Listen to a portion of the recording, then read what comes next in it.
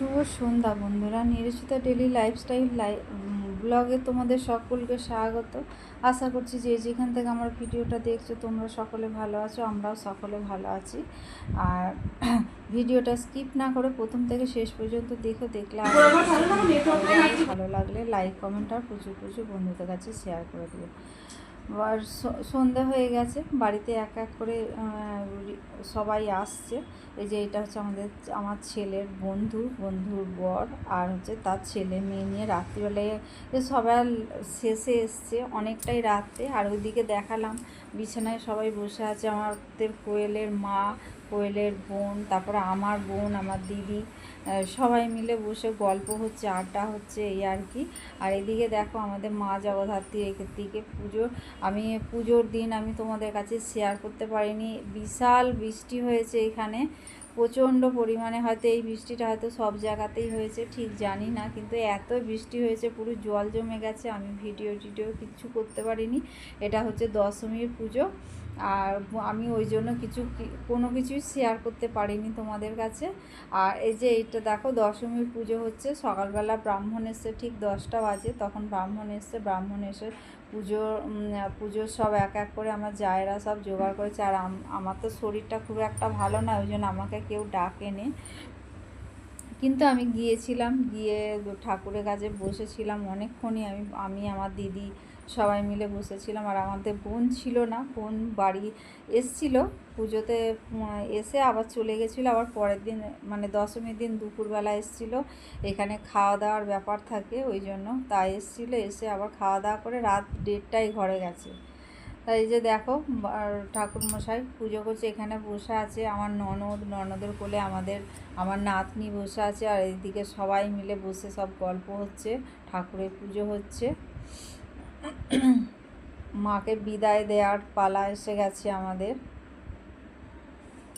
এই যে আরতি হচ্ছে দেখো, আমাদের এই ঠাকুরমশাই খুব ভালো পুজো করেন, ওনাকে দিয়ে আমরা জগদ্ধাত্রী পুজো করাই। উনি বলেন যে আমার হাতে অন্য ব্রাহ্মণ আছে, বা আমরা সবাই বলি যে না, আপনি ছাড়া অন্য কাউকে দিয়ে আমরা করব না। ওই জন্য উনিই আসে প্রত্যেক বছর, ওনার সঙ্গে আর একজন আসে, কিন্তু উনি 2 দিন ধরেই উনি পুজো করেন।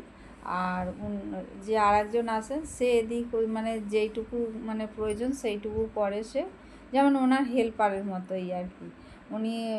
উনি চলে যান, কিন্তু উনিও চলে যান, উনি পুজো টুজো সমস্ত সেরে তারপরে উনি বেরোন আর কি।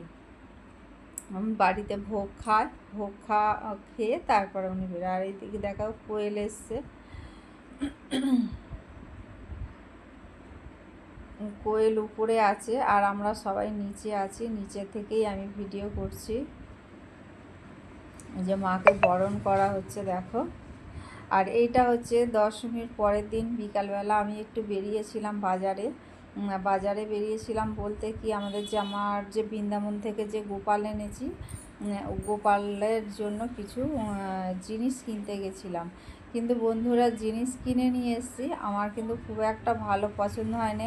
আর আমাদের গোপালের যে জিনিসগুলো নবদ্বীপ থেকে, আসলে নবদ্বীপ একটা ধাম, আমাদের এটা তো আর কোনো মানে হয় না।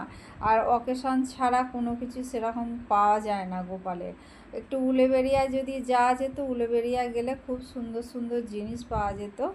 এইখানে সেরকম কিছু পাওয়া যায়নি মনের মতো, কিন্তু যেইটুকু পেয়েছি সেইটুকুই। আর এই যে দেখো, তোমাদের তো কিছু শেয়ার করতে পারিনি, বাড়িতে পুজো, তার মধ্যে আমি অসুস্থ হয়ে পড়েছিলাম, ওই জন্য তোমাদের দেখাতে পারিনি। আর এই যে গোপাল নিয়ে এসেছি আমার দিদিকে দেওয়ার জন্য, তা ওই জন্যই চূড়া, বাঁশি, চুল সব কিনতে গেছিলাম। এই যে তোমাদের দেখিয়ে দিলাম, দেখো বন্ধুরা, আর কিছুই দেখাইনি তোমাদের, এই যে এইটাই দেখালাম। আমাদের গপুকে দেখিয়ে দিলাম কেমন হয়েছে গপু।